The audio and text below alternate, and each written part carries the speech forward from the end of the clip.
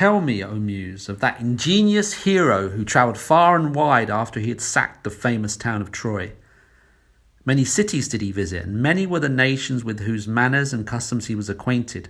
Moreover, he suffered much by sea while trying to save his own life and bring his men safely home. But do what he might, he could not save his men, for they perished through their own sheer folly in eating the cattle of the sun god Hyperion, so that God prevented them from ever reaching home. Tell me too about all these things, O daughter of Jove, from whatsoever source you may know them. So now, all who escaped death in battle or by shipwreck had got safely home except Ulysses, and he, though he was longing to return to his wife and country, was detained by the goddess Calypso, who had got him into a large cave and wanted to marry him. But as years went by, there came a time when the gods settled that he should go back to Ithaca. Even then, however, when he was among his own people, his troubles were not yet over. Nevertheless, all the gods had now begun to pity him, except Neptune, who still persecuted him without ceasing and would not let him get home. Now Neptune had gone off to the Ethiopians, who are at the world's end and lie in two halves, the one looking west and the other east. He had gone there to accept a hecatomb of sheep and oxen and was enjoying himself at his festival.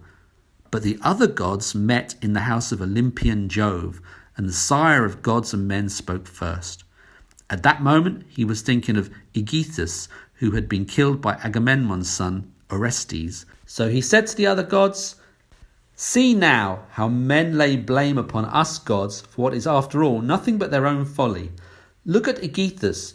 He must needs make love to Agamemnon's wife unrighteously and then kill Agamemnon, though he knew it would be the death of him. For I sent Mercury to warn him not to do either of these things, inasmuch as Orestes would be sure to take his revenge when he grew up and wanted to return home. Mercury told him this in all good will, but he would not listen, and now he has paid for everything in full." Then Minerva said, "Father, son of Saturn, king of kings, it served Aegisthus right, and so it would any one else who does as he did. But Aegisthus is neither here nor there. It is for Ulysses that my heart bleeds. When I think of his sufferings in that lonely sea-girt island, far away, poor man, from all his friends, it is an island covered with forest in the very middle of the sea, and a goddess lives there, daughter of the magician Atlas, who looks after the bottom of the ocean and carries the great columns that keep heaven and earth asunder.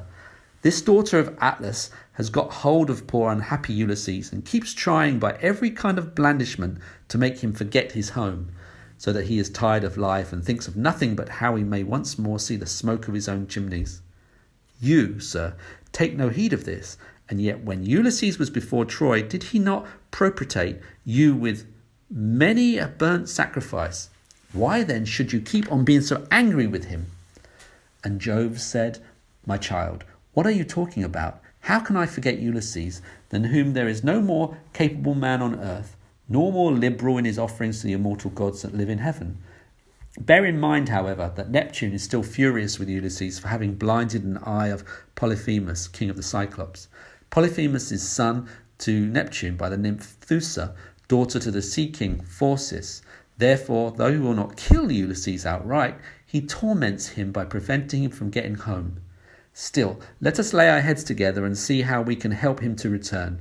Neptune will then be pacified, for if we are all of a mind, he can hardly stand out against us." And Minerva said, "Father, son of Saturn, king of kings, if then the gods now mean that Ulysses should get home, we should first send Mercury to the Oxygean island to tell Calypso that we have made up our minds and that he is to return.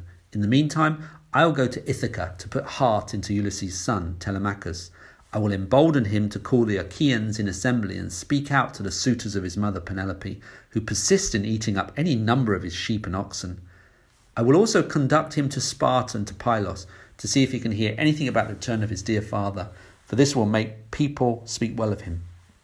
So saying, she bound on her glittering golden sandals, imperishable, with which she can fly like the wind over land or sea. She grasped the redoubtable bronze-shod spear, so stout and sturdy and strong, wherewith she quells the ranks of heroes who have displeased her, and down she darted from the topmost summits of Olympus, whereon forthwith she was in Ithaca, at the gateway of Ulysses' house, disguised as a visitor.